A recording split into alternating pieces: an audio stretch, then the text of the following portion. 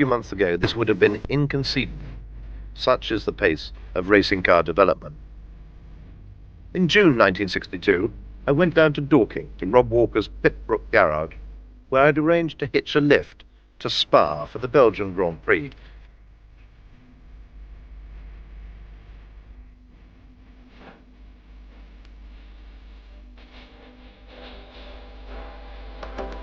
Sterling's accident had been in April, and he had remained in a coma for a month. He was now conscious, but remained paralyzed down his left-hand side. Maurice Trintignant, Rob's faithful second driver, had taken Sterling's place, driving in Rob's dark blue of Scotland. The so-called English season of non-championship races at Snetterton, Goodwood, Aintree and Silverstone had resulted in 2 BRM victories and 2 Lotus victories. The first Grand Prix at Zandvoort was won by Graham Hill's BRM, and the Monaco race to McLaren's Cooper. At Zandvoort, the Lotus team had unveiled the revolutionary Lotus 25 with its monocoque chassis. This move infuriated Rob, who had been promised by Colin Chapman the same machinery as the works for the whole 1962 season. After just 2 races, Rob's 24 was obsolete. Reminded of his promise, Chapman replied that, to all intents and purposes, Rob's 24 and the new Works 25 were the same model. John Cooper peered into the cockpit of the 25 and said, "So they are, Colin, but we've forgotten to put the chassis in this one."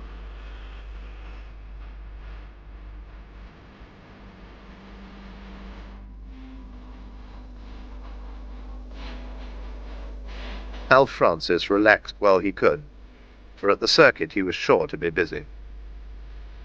The first practice was held on Friday evening. The conditions were perfect for quick times, dry and not too hot. Rob Walker was there to supervise his entry. His car, number 18, the Lotus 24, had been all but destroyed in a first-lap incident at Monaco, and had a new space-frame chassis and new suspension fitted. Bowmaker had a single car, the Lola Climax V8. Reg Parnell planned his strategy for driver John Surtees. The team is very much built around John Surtees and is determined to have a good year.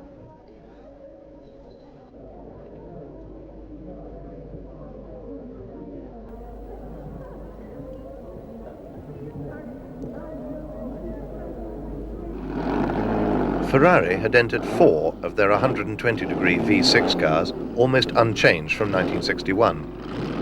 Trouble at Maranello and the loss of many of Enzo's key staff having prevented new development. The car which was so utterly dominant in 1961 was now struggling against the Climax and BRM V8 engine cars.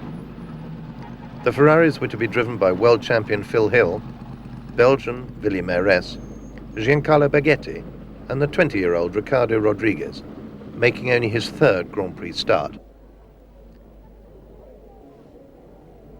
Maurice Trintignant was talking to Bianchi, and Al Francis to Jim Endruit, the Lotus chief mechanic.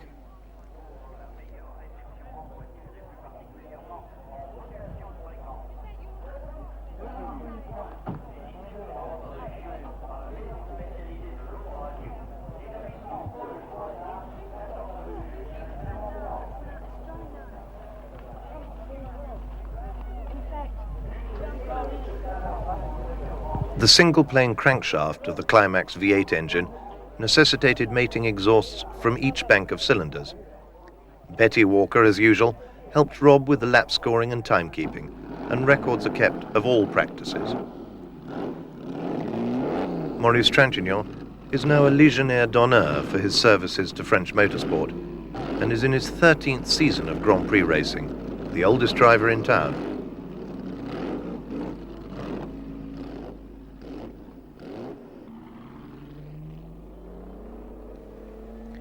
He was followed out by little Willy Meiress on a high after winning the Targa Florio and 2 non-championship Formula One races for Ferrari. A racing mechanic's life is one of intense activity interrupted by periods of waiting for his car to return.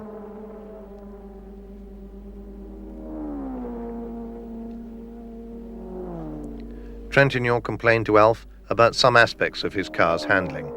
Maurice, 45 this year, is well past his prime, but he did give Rob his first Grand Prix victory back in 1958, and his ability to get a car safely back to the finish in one piece is legendary. He's only had one bad accident, and that was 16 years ago. Yes, Maurice and the Walker team are made for each other.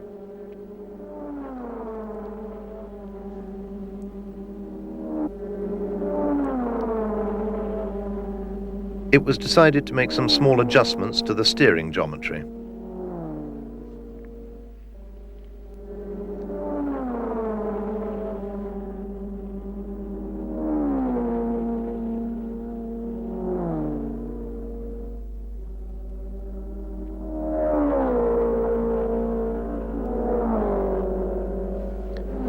The Belgian police are always perfect gentlemen compared to the police at Monza. Graham Hill was chatting to friends. He'd already set a time of 4 minutes 3 seconds, but knew that he would need to go much faster.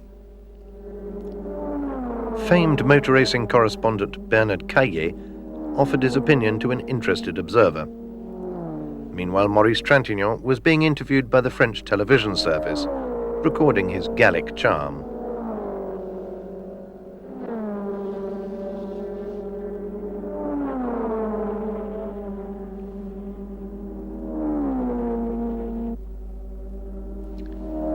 For reasons best known to themselves, Alf Francis and Maurice, being Polish and French respectively, always conversed in Italian. With the adjustment made, Maurice prepared to venture out onto the circuit once again.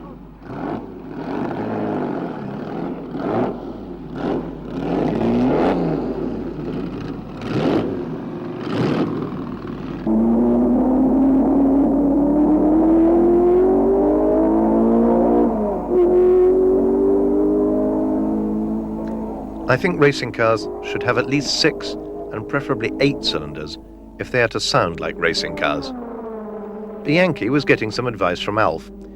He was down to drive Rob's old 4-cylinder Lotus 18. Trintignant came in again, this time with ignition trouble.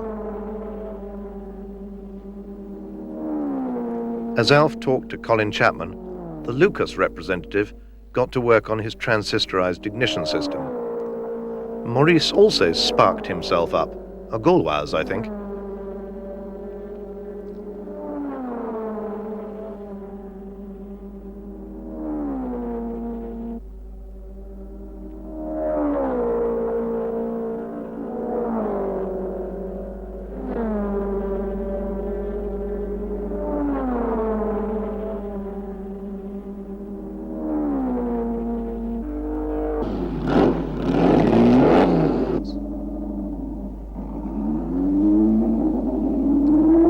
No one went particularly well in this evening's practice. Last year, Phil Hill had gone round in 3 minutes 59.3 seconds.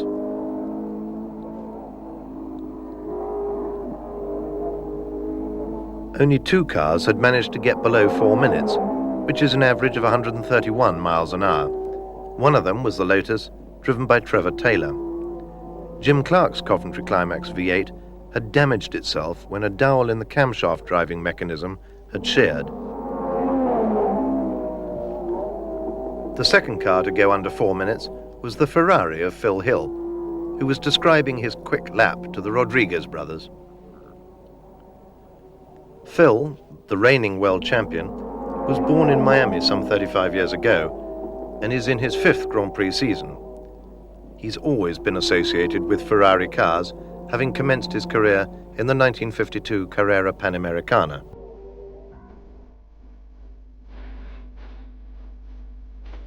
The next morning, we paid a short visit to the garage near the circuit, where the Rob Walker cars were always stable.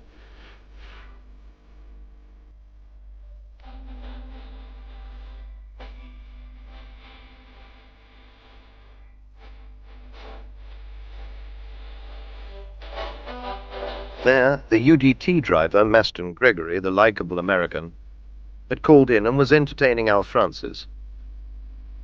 Maston's Lotus was BRM engined, unlike Rob's Climax engined cars.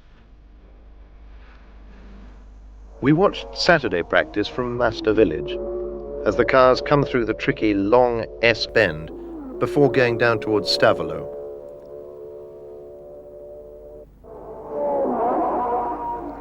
Trevor Taylor was taking this corner at around 125 miles an hour.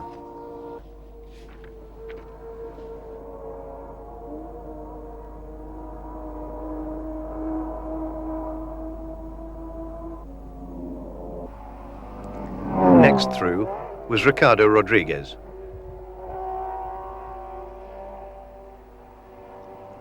Then Richie Ginther in the Owen Racing Organisation Works BRM.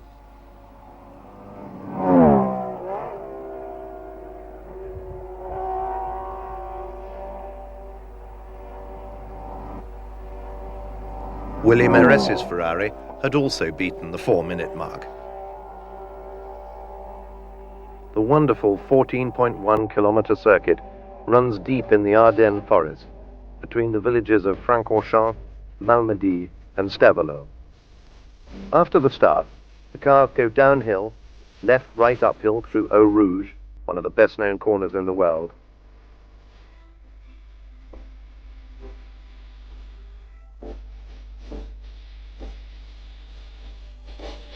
After this rise, the road starts to drop down towards Bernaville.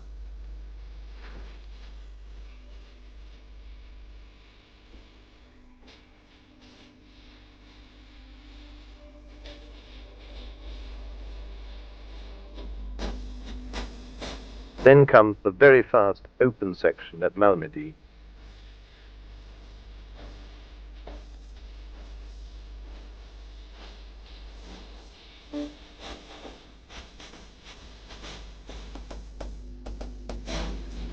After Malmedy comes the long, famous Master Straight, where there is very little protection on either side of the road for any unforced errors by the drivers.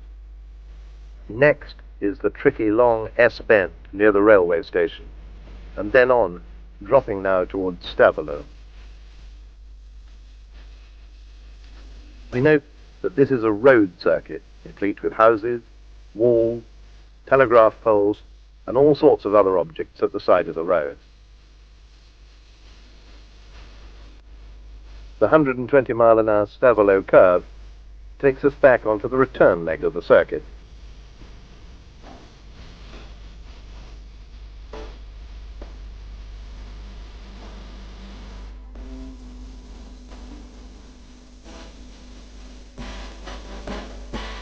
The drivers are climbing now very slightly, with flat-out bends and a nasty drop into the fields below, on the right of the road.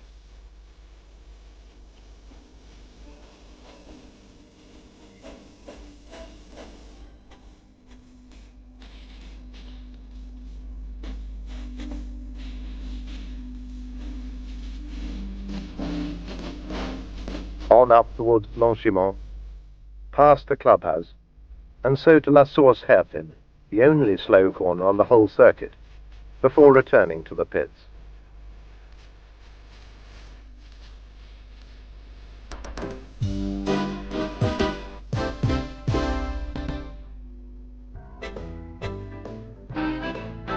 Race day brought the usual bustle of activity in the paddock, and we note the Rob Walker transporter still bears Sterling Moss's name, despite Sterling's serious injuries. BRM had abandoned the separate stack pipes, which were prone to breaking off, in favour of conventional tailpipes.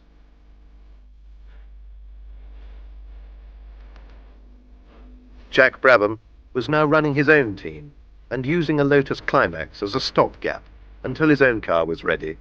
He'd qualified 15th. There was little activity on the circuit, as the meeting had no supporting races. Instead, the organisers planned to start the Grand Prix in good time, at 2:30 p.m. Reg Parnell and Alf Francis were deep in discussion about their respective cars, Alf displaying his pride at his latest modifications. Further along the pit lane, the dark green BRM team cars were gleaming immaculately. The heart of the BRM team with Raymond Mays, Graham Hill and Tony Rudd. The second BRM was due to be driven by Richie Ginther. His car had a Colotti gearbox, whereas Hill's car had the new BRM version. In the Walker pit, Maurice had his admirers. Alf and his team had done all they could in preparation. Trantignon's car, number 18, was now ready.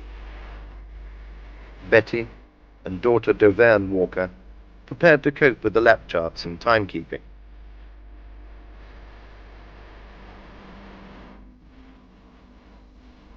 Before the start, the drivers were paraded on the back of a variety of open-topped motorcars and driven at a snail's pace around the circuit. World champion Phil Hill led the parade away, followed by Jack Brabham and Maurice Trintignant. Of course, at Aintree, such a parade takes little time. But at Spa, with a lap distance of over 8 miles, this is something of a lengthy version, and I suspect a tiresome task for the drivers.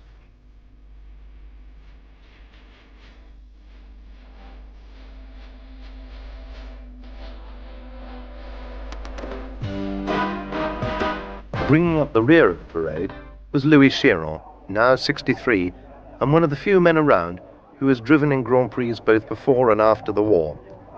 Chiron has been running the Monaco Grand Prix and the Monte Carlo Rally for the past 6 years.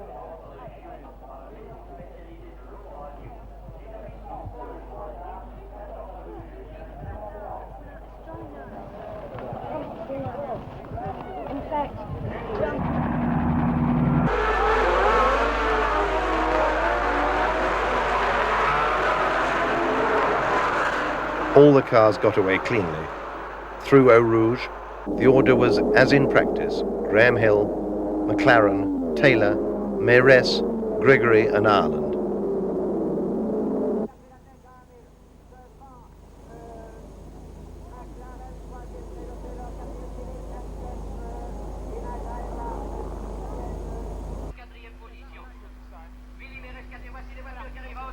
Into La Source, Hill held a slim lead over Taylor.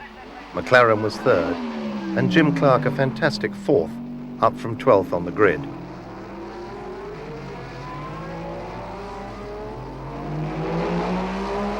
The Ferrari of Mayress was in 5th place.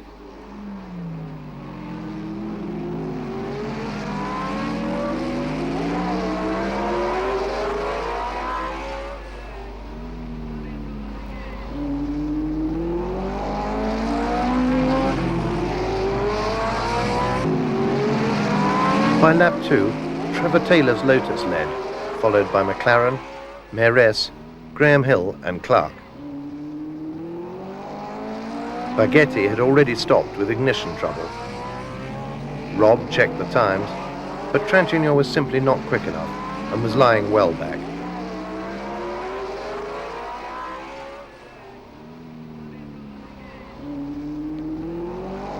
Trevor Taylor still led for Team Lotus, with McLaren, Mayress, Clark and Hill all nose to tail behind.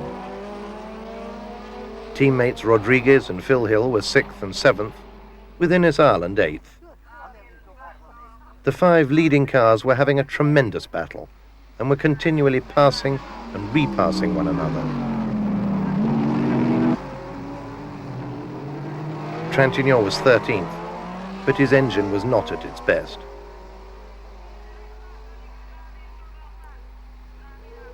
On the 4th lap, there was a tremendous cheer from the crowd as Belgian Mayress appeared in the lead, the other 4 cars still snapping at his heels.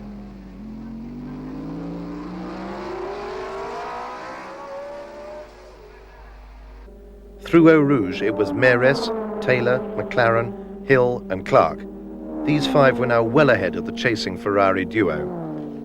After waiting and watching, Clark had moved from 5th to 1st in little over a single lap. Ireland didn't like the handling of his Lotus and came in, whereupon his UDT mechanics found the rear wishbone mountings were on the point of collapse. Trintignant was given his time, 5 seconds behind de Beaufort. He really was struggling. Clark now started to pull away from the 4 cars behind him.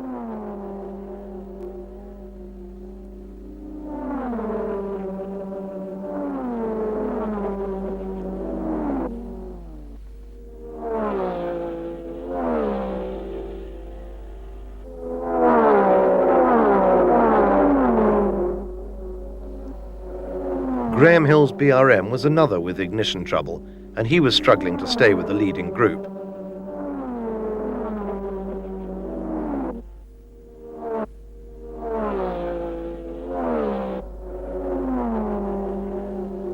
Phil Hill and Rodriguez were still in close company, often overtaking one another, sometimes unnecessarily.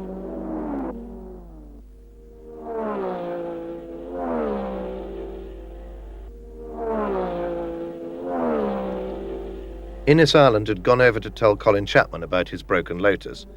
The UDT team had brought in Maston Gregory as a precaution. Clark now led by about 10 seconds from Taylor, who could not shake off Meres.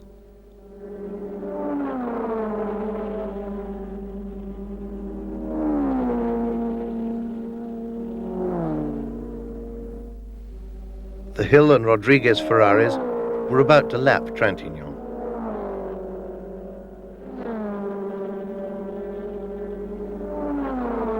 Meres passed Taylor. These two were having a tough battle for second place. Bruce McLaren walked home after losing his oil pressure. Taylor and Meres continued to change places, still lapping at over 131 miles an hour.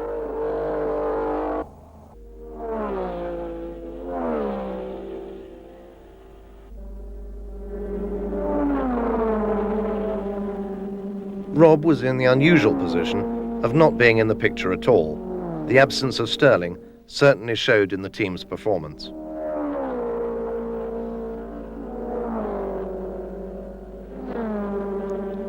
Jim Clark was now lapping in 3 minutes 56 seconds, pulling away at over 2 seconds per lap.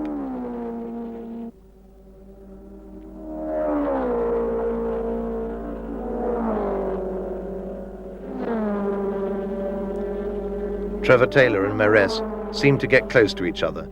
Taylor's inexperience pitched against Meres's exuberance.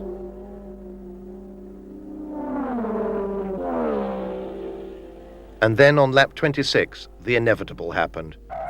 The cars touched at over 100 miles an hour. The Lotus knocked down a telegraph pole and crashed into a ditch. The Ferrari caught fire and landed upside down.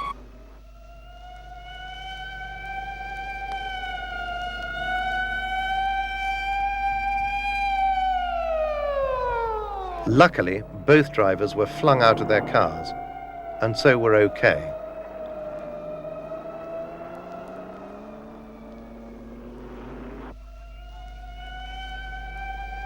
The other cars were forced to pass by the scene of the accident very cautiously.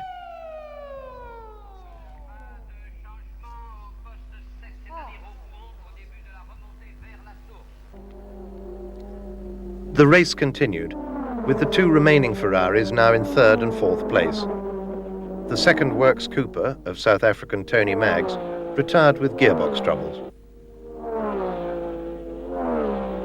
Clark now held a very secure lead over Graham Hill's still spluttering BRM.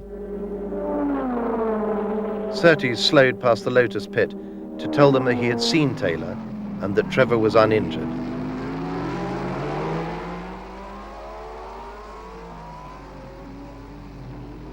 Taylor, in his obvious yellow overalls, was paraded in front of Clark to show Jimmy that he was indeed unhurt.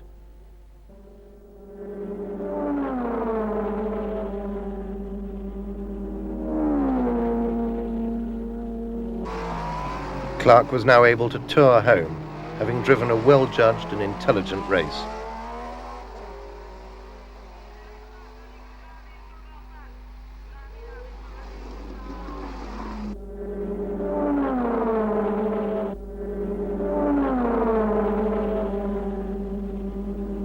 sheep farmer from the Scottish borders thus took his first victory.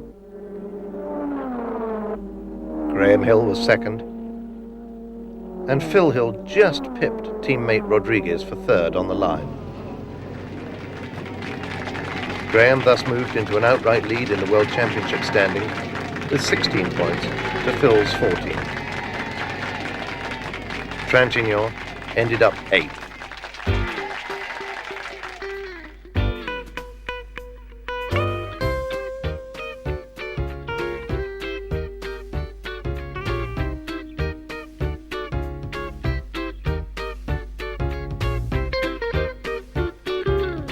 Lucien Bianchi reported in to Rob's engineers on his 9th place in their second car, 3 laps behind Clark.